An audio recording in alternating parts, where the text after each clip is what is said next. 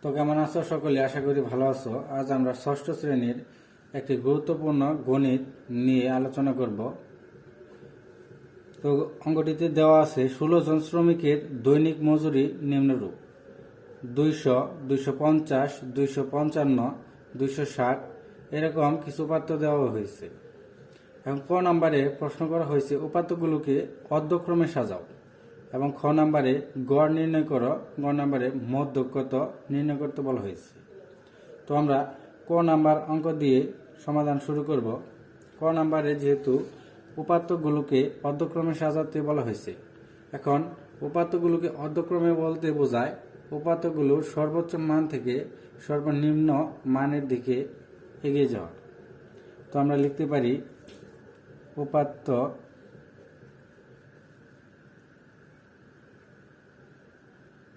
গুলোকে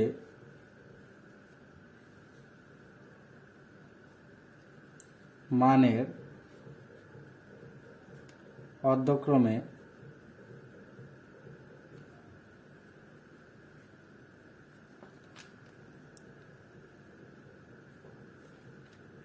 সাজানো হলো। এখন এখানে সর্বোচ্চ সংখ্যাটি আছে 270।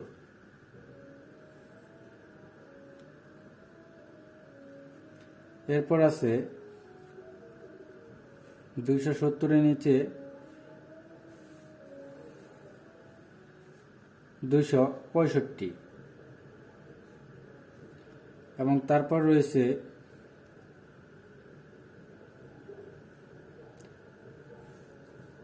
260। এরপর রয়েছে 255, এবং তারপর রয়েছে যেগুলো আমরা নিয়ে নিলাম সেগুলো দাগ কেটে রাখি, এজন্য নিতে সুবিধা হবে। আমরা 260 নিয়েছি। 255 পরে আছে 250,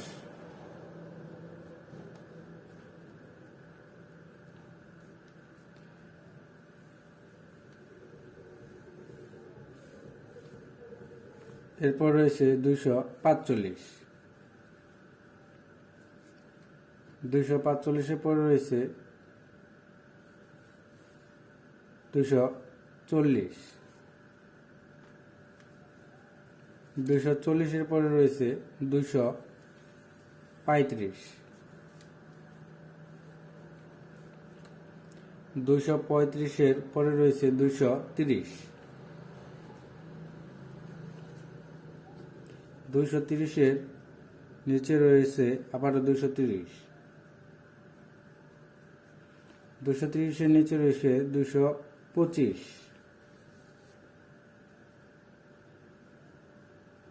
তারপর রয়েছে 220।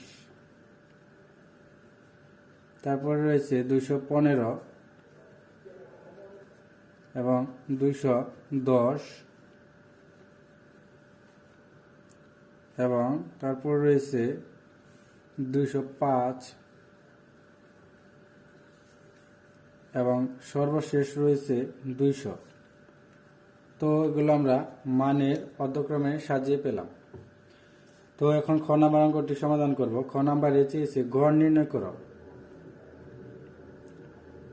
গড় নির্ণয়ের সূত্র আমরা জানি যে মোট উপাত্ত সমূহের যোগফল ভাগ মোট উপাত্তের সংখ্যা। তাহলে আমাদের মোট উপাত্তগুলোর যোগফল আগে বের করে নিতে হবে। তাহলে আমরা লিখতে পারি মোট উপাত্ত সমূহের যোগফল। মোট উপাত্তগুলো ছিল 200, 250, 255, 260, 210, 215, 220, 205, 225, 230, আবারও 230, 235, 240, 245, 270 এবং 265। যেহেতু মোট উপাত্ত সময়ের যোগফল, তাই আমরা এখানে যোগ করে পাই। আমরা ক্যালকুলেটরের মাধ্যমে যোগ করে নেব। এখানে সবগুলো যোগ করলে যোগফল আসে 3755।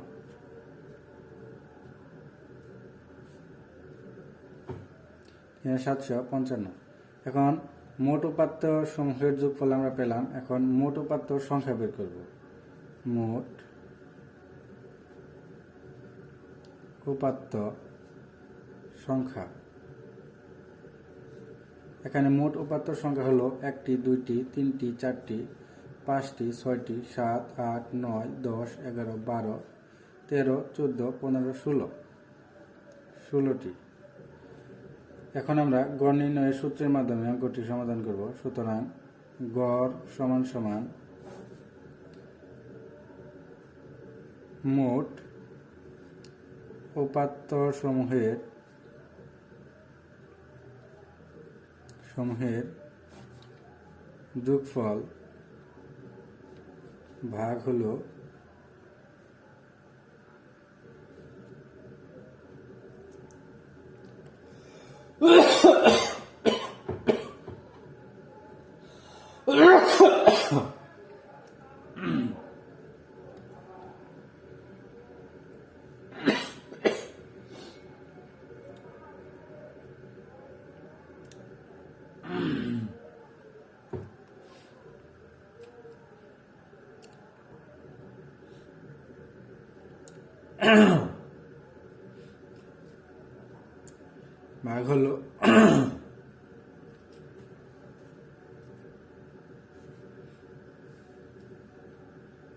মোট উপাত্ত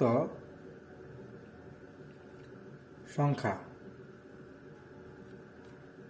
এখন আমরা শুধু মান বসিয়ে দেব। আমরা মোট উপাত্ত সমূহের যোগফল পেয়েছিলাম 3755 এবং মোট উপাত্ত সংখ্যা পেয়েছিলাম 16টি। এখন এটাকে আমরা ভাগ করে দিলেই এর মান পেয়ে যাব। তাহলে ভাগফল পেলাম 234 এবং ভাগশেষ পেলাম 11। এটিকে আমরা দশমিক আকারে লিখে দিতে পারি। তো এটা অ্যান্সার। তাহলে আমরা গড় পেলাম 234.11। এবার আমরা গ নাম্বার অঙ্কটি সমাধান করব। গ নাম্বার অঙ্কটিতে চাওয়া হয়েছে মধ্যক কত। মধ্যক নির্ণয় করতে হলে আমাদের উপাত্ত সমূহকে ঊর্ধ্বক্রম অনুসারে সাজিয়ে নিতে হবে। তাহলে আমরা উপাত্তগুলোকে ঊর্ধ্বক্রমে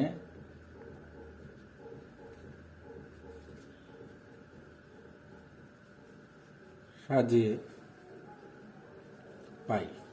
ঊর্ধ্বক্রম বলতে মানের সর্বনিম্ন মান থেকে সর্বোচ্চ মান পর্যন্ত সিরিয়ালে লেখা। তো এখানে সর্বনিম্ন মান আছে 200, তারপর আছে 205,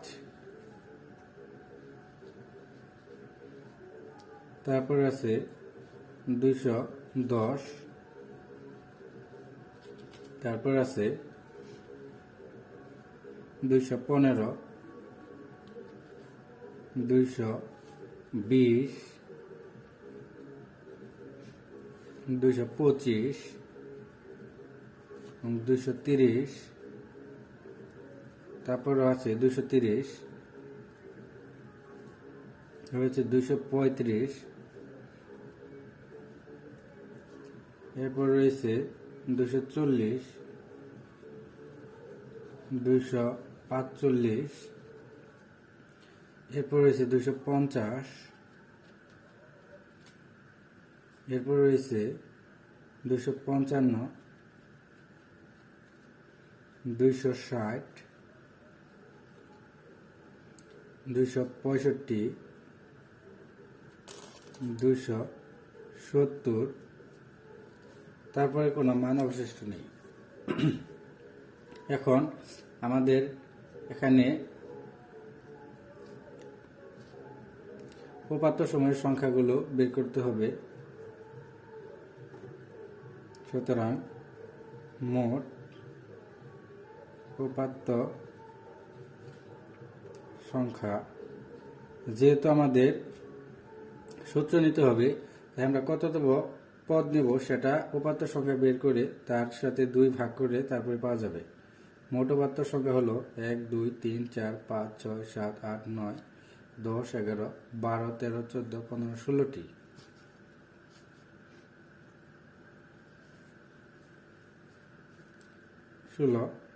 যা একটি জোড়।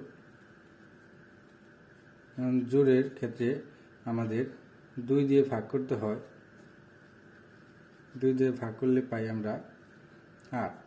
অতএব আমাদের 8তম পদ এবং 9তম পদ দিয়ে মধ্যক নির্ণয় করতে হবে। সুতরাং